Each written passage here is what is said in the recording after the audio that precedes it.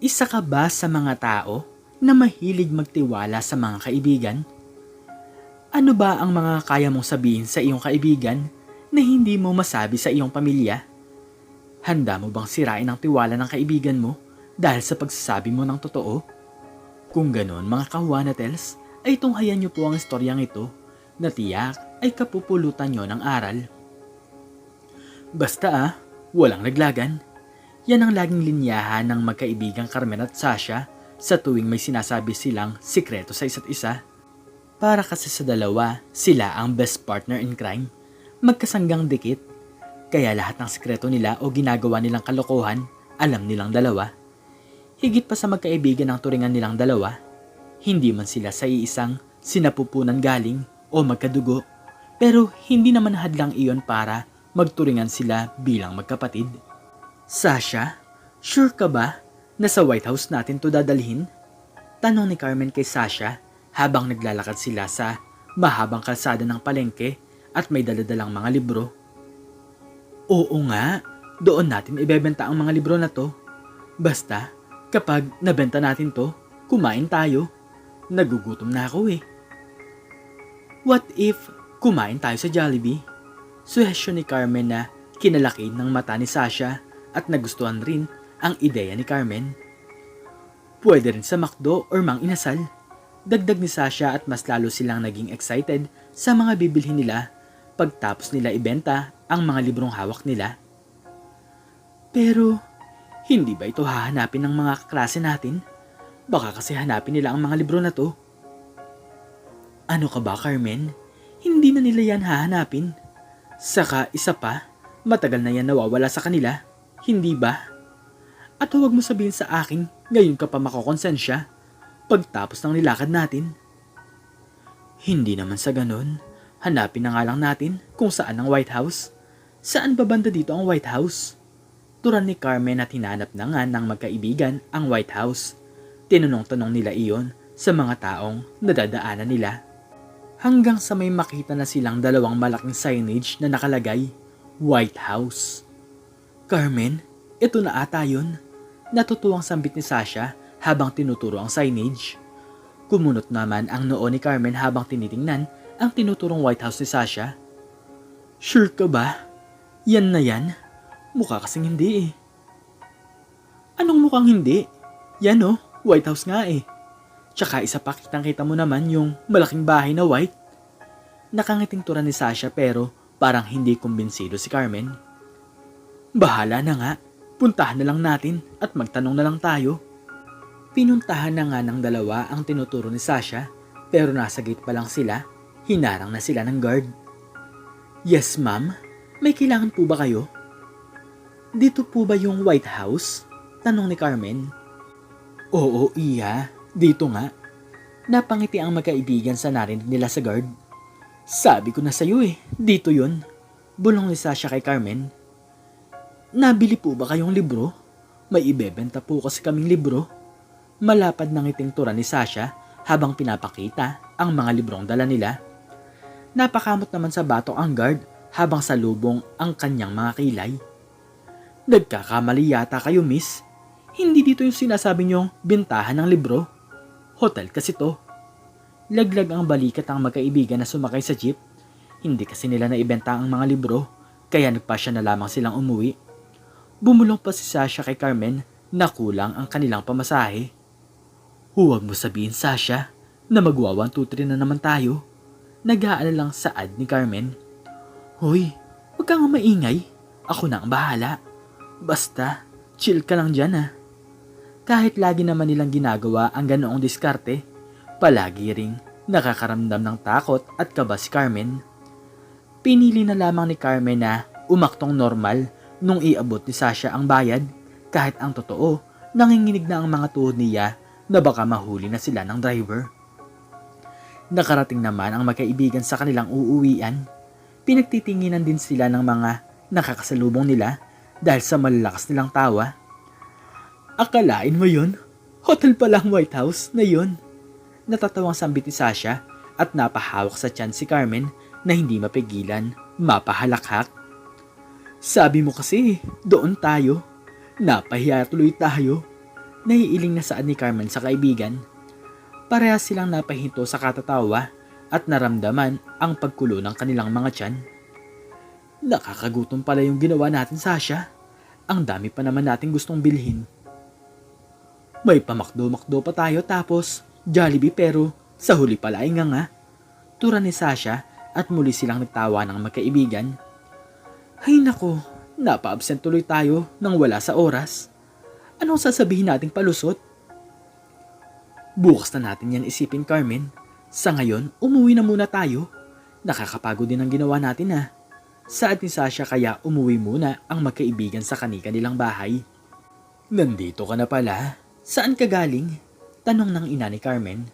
Nakaupo ito sa isang sofa na gawa sa kawayan habang matalim na nakatingin kay Carmen. Huwag mo sabihin sa akin na sumama ka na naman dyan sa kaibigan mong si Sasha. Sinasabi ko na sa'yo, Carmen, ayaw ko dyan sa kaibigan mo. Babala ng ina ni Carmen. Hindi po ma. May activities lang po kaming tinapos ng mga kagrupo ko. Kailangan na po kasi bukas Palusot ni Carmen. Ayaw na ayaw kasi ng nanay ni Carmen na napapasama ito kay Sasha. Kung ano-ano kasi ang nakakarating sa magulang ni Carmen sa tuwing may kalokohan silang ginagawa lalo na sa school. Pero lagi naman nagsisinungaling si Carmen sapagkat ayaw naman siyang layuan ni Sasha. Sasha, magkakating classes na naman tayo. Bilis na, Carmen. Pakiusap. Pupunta lang naman ako sa boyfriend ko Pero papagalitan ka ni Tito kapag pumunta tayo doon. Alam mo namang tutol sila sa relasyon yung dalawa, di ba? Paalala ni Carmen. Kaya nga paskreto itong punta natin Hindi mo naman ako isusumbong or ilalaglag kila daddy, di ba? Please, ikaw lang naman ang mapagkakatiwalaan ko. Pagsusumamong saan ni Sasha, napabuntong hininga na lamang si Carmen habang tinitingnan si Sasha na nakanguso sa kanya. Sige na nga, basta last na nating pagkakating classes to. Mayayari na kasi talaga tayo nito. Turan ni Carmen at palakpak naman sa tuwa si Sasha, sabay yakap kay Carmen. Kaya alam na love kita You're the best friend ever. Oo na, nambobola ka pa Basta, last na to. Muling sambit ni Carmen at tinaas naman ni Sasha ang isang kamay niya. Promise, kapag sinamahan mo ako dito, hindi na tayo absent ulit. Walang nagawa si Carmen kundi samahan ang kaibigan niya pumunta sa boyfriend nito. Kahit labag iyon sa loob ni Carmen, ayaw niya naman magtampo sa kanya si Sasha. Dahil kapag nagtampo sa kanya ang kaibigan niya, alam niyang mahirap na ito suyuin. Sanay na rin naman si Carmen laging maging third wheel sa mga nagiging boyfriend ni Sasha. Lagi rin pinagtatakpan ni Carmen ang kaibigan niya sa parents nito. Birthday daw ng mama mo, kaya sinusundo mo raw si Sasha? Totoo ba yun? Iyan ang bumungad na tanong kay Carmen. Tiningnan muna ni Carmen si Sasha sa likod at sinanyasan siya na umuo na lamang. Opo, kinakabang sagot ni Carmen. Hindi naman talaga kasi birthday ng mama ni Carmen at hindi rin siya sinabihan ni Sasha na iyon ang magiging palusot ng kaibigan niya para lamang pumunta ito sa boyfriend niya. Sigurado ka ba dyan? Usisa ng ama ni Sasha. Opo tito. Ihahatid ko na lang po mamaya si Sasha. Naiilang na sagot ni Carmen. Tinitigan muna si Carmen ng ama ni Sasha at pilit ng ngiti lang ang ginawa ni Carmen dahil sa totoo lang kanina pa kinakabahan si Carmen sa pagsisinungaling niya. Ang galing mo talaga, Carmen. Buti na lang napaniwala mo si Daddy. Saad ni Sasha habang malapad ang ngiti. Napangiwi naman si Carmen at akala mo'y nabunutan siya ng tinik sa dibdib nung nakalayo na sila sa bahay nila Sasha. Tuwang-tuwa ka Bakit hindi mo sinabi na iyon ang magiging palusot mo? Binibigla mo naman ako, Sasha. Paghihimutok ni Carmen at tumawa lang si Sasha. Sorry na. Wala na kasi akong ibang maisip na dahilan. Basta dahil tululungan mo ako, libre kita. Anong gusto mo? Kahit ano na lang. Saan ba kayo pupunta ni Renz? Ba't kasi ayaw niya pumunta sa inyo? Paano siya tatanggapin nila tito kung laging ikaw ang pinapapunta niya sa bahay nila? Ang layo kaya sa kanila? 3 sakay pa ang ginagawa natin bago makarating sa kanila. Sermon ni Carmen. Alam mo namang ayaw sa kanya ni Daddy. Kahit ano yata ang gawin ni Renz, hindi pa rin siya tatanggapin ni Daddy.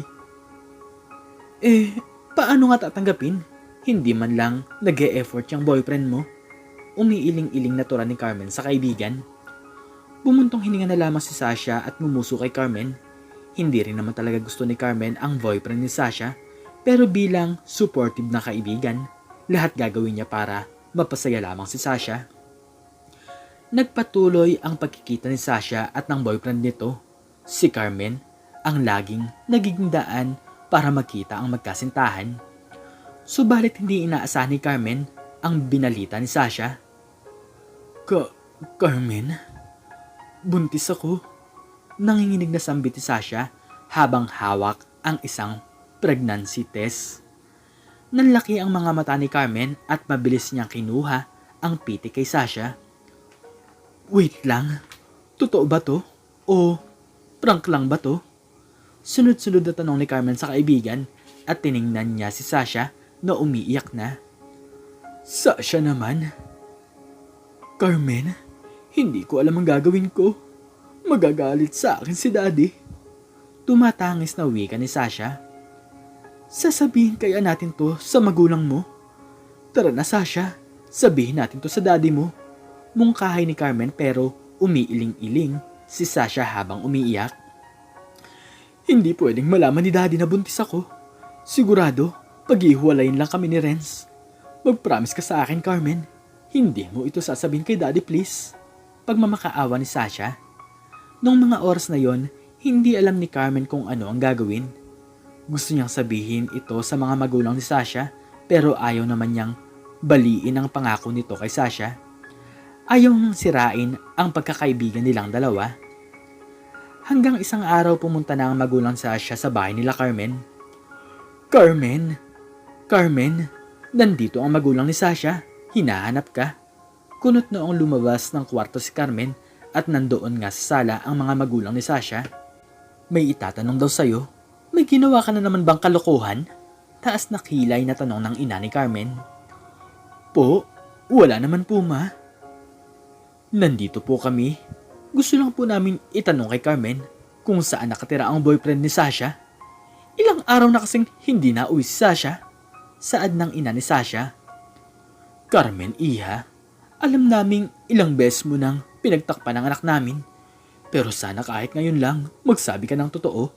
Nasaan ba si Sasha? Pero po, kasi... Napatigil sa pagsasalita si Carmen nung biglang lumod sa harapan niya ang ama ni Sasha na ikinadurog ng puso ni Carmen. Carmen, pakiusap. Sabihin mo naman sa amin kung nasaan si Sasha. Nagmamakaawa na ako sa'yo. Utang na loob, samahan mo kami kung nasaan si Sasha. Pagsusumamo ng ama ni Sasha kay Carmen. Hindi na talaga alam ni Carmen ang kanyang sasabihin. Alam niyang magagal sa kanya si Sasha kung sasabihin niya sa mga magulang ni Sasha kung saan naglalagi ang mga ito. Carmen, hindi kita pinalaki para maging isang sinungaling. Sabihin mo sa kanila kung nasaan ang kaibigan mo. Napatingin muna si Carmen sa ina niya. Alam niyang pagtapos nito, may sermon siya sa nanay niya. Nagtanan po sila Sasha. Buntis po kasi si Sasha. Pag-amin ni Carmen at kitang-kita ng dalaga ang pagkabigla sa mga mata ng mga magulang ni Sasha. Teka lang. Buntis si Sasha? Bakit hindi niya yan sinabi sa amin? May galit na tanong ng ama ni Sasha. Ayaw po kasi sa inyo ipaalam ni Sasha. Pakiusap, huwag niyo po sanang paghiwalayin silang dalawa ng kanyang boyfriend. Mahal na mahal po ni Sasha ang boyfriend niya. Pakiusap ni Carmen. Dalhin mo kami kay Sasha. Maautoridad na utos ng ama ni Sasha. Sinamahan nga ni Carmen ang magulang ni Sasha. Si Carmen ang kumatok kung saan naninirahan sila, Sasha at ang boyfriend nito. Carmen, ikaw pala. May ngiting sambit ni Sasha pero nawala ang ngiti ni Sasha nung makita niya sa likuran ang kanyang mga magulang. Carmen, ano ito? Takang tanong ni Sasha. Naiiyak si Carmen na humingi ng tawad. Sorry, kailangan lang kasi. Nilaglag mo ako? Hindi makapaniwalang tanong ni Sasha sa kaibigan. Hindi, Sasha. Hindi sa ganun. Umiiling-iling si Carmen at tangkang hahawakan niya ang kamay ni Sasha pero tinapik lang iyon ng kanyang kaibigan. Wala kang isang salita. Di ba walang laglagan? Pero ano to? Naggagaliiting tanong ni Sasha. Tumabi naman si Carmen nung lumapit na ang mga magulang ni Sasha. Ano ba? Bitawan niyo ako. Pagpupumiglas si Sasha. Uuwi na tayo. Sa ayaw at gusto mo. Madiin na utos ng ama ni Sasha. Kitang-kita ni Carmen kung paano pinilit pinauwi si Sasha. Pagtapos ng araw na yon, hindi na siya pinansin ni Sasha. Para bang naging isang mortal na kaaway ang naging tingin sa kanya ni Sasha. Sasha! Lakad at takbo ang ginawa ni Carmen para lang maabutan si Sasha. Buti naman, naabutan na kita. Pwede ba tayong mag-usap? Tanong ni Carmen pero isang malamig na tingin lang ang binigay sa kanya ng kanyang kaibigan. Para saan pa? Pagkatapos mo akong traidorin, may gana ka pang makipagkita sa akin? Nangako ka, Carmen, pero anong ginawa mo? Binigo mo ako. Wala kasi akong magawa nung mga oras na yun, Sasha. Gusto kita pagtakpan kaso lang, naawa ako sa mga magulang mo. Pekeng tumawa si Sasha. Pero, hindi ka sa akin naawa. Hindi ka sa amin naawa ng magiging anak ko. Dahil sa'yo, nawalan ng magiging amang anak ko. Wala kang kwentang kaibigan, Carmen. Sarili mo lang ang iniisip mo. Simula ngayon, putulin na natin ang ugnayan nating dalawa. Mahabang litanya ni Sasha kay Carmen. Sunod-sunod pumatak ang luha ni Carmen nung lagpasan na siya ni Sasha. Si Sasha kasi ang tinuring niyang nag-iisang kaibigan. Kaya lahat ng gusto ni Sasha, lagi niya kinukonsinti. Kaya napatanong si Carmen sa kanyang sarili kung mali ba talaga ang ginawa niya. Kung tama bang dapat hindi niya na lang nilaglag si Sasha at hinayaan na lang niya ang mga magulang nito. Hindi na nga nagparamdam si Sasha kay Carmen. Tumigil na rin si Sasha sa pag-aaral na ikinalungkot ng kanyang kaibigan. Nagpatuloy na lang si Carmen sa kanyang buhay. Nagkaroon din siya ng opportunity na magkapag-aral sa Maynila. Tinapos na lamang ni Carmen ang pag-aaral niya sa college sa Maynila at bumalik na siya muli sa Batangas. Pero hindi niya inaasahang makikita niya muli si Sasha. Carmen, ikaw ba yan? May ngiting tanong ni Sasha. Oo Sasha, ako nga. Kumusta ka? Tanong ni Carmen, pero imbes na sagutin iyon ni Sasha, isang yakap ang sumalubong kay Carmen galing dito. Namiss kita. 6 na taon din, hindi kita nakita. Sorry sa mga nasabi ko sa iyo dati, Carmen. Naiiyak na sambit ni Sasha habang niyayakap si Carmen. Patawarin mo ako kung nagalit ako sa iyo dati. Inaamin kong mali ako nung mga panahon na yun kaya sorry sa lahat. Paghingi ng patawad ni Sasha. Niyakap na rin ni Carmen pabalik si Sasha. Hindi naman ako galit sa iyo eh. Alam mong hindi ko kaya magalit sa iyo. Kaya huwag ka nang umiyak. Naiiyak na rin ako eh. Saad ni Carmen at nagtawanan ang magkaibigan nung humarap sila sa isa't isa. Basta, friends pa rin tayo. Friends na ulit tayo. Nakangusong tanong ni Sasha. Ngumiti naman si Carmen at tumango-tango kay Sasha. Best friend forever. Walang titipag sa pagkakaibigan natin. Turan ni Carmen. Pinakilala ni Sasha kay Carmen ang anak niya. Nalaman rin ni Carmen na naghiwalay ng tuluyan sila Renz at Sasha dahil naglolo ko raw pala si Renz. Naging magkaibigan muli sila Sasha at Carmen at naging mas matibay palalo ang tiwala nila sa isa't isa. Ang sabi nga nila mas madalas magkwento ang mga kabataan ngayon sa kanilang mga kaibigan kaysa sa kanilang mga magulang. Kaya ang naging human diary ni Sasha ay si Carmen. Pero bilang kaibigan kapag alam mong may dapat ka nang sabihin sa mga magulang ng kaibigan mo, huwag kang magdadalawang isip na sabihin yon. Sapagkat ang tunay na kaibigan, hindi niya pagtatakpan ang maling ginagawa ng kanyang kaibigan. Siguro, Magagalit sa'yo ang kaibigan mo pero huhupa rin ang galit na yon at maiintindihan niya rin ang ginagawa mo. Hindi para ilagdag siya, kundi para sa kapakanan niya. Okay lang pagtakpan ng kaibigan, pero lagi nyo iisipin kung tama ba o mali ang bagay na gagawin nyo. Ikaw, Kahuana Tales, ano pong natutunan nyo sa isang simpleng istoryang ito? Makikicomment naman po sa baba kung ano po ang inyong natutunan. At hanggang dito na lamang po nagtatapos ang aking istorya at sana po ay nagustuhan nyo ito. Please like, share, and subscribe and click the notification bell para lagi kang updated sa mga bago kong istorya. Muli ay maraming salamat po at God bless us all.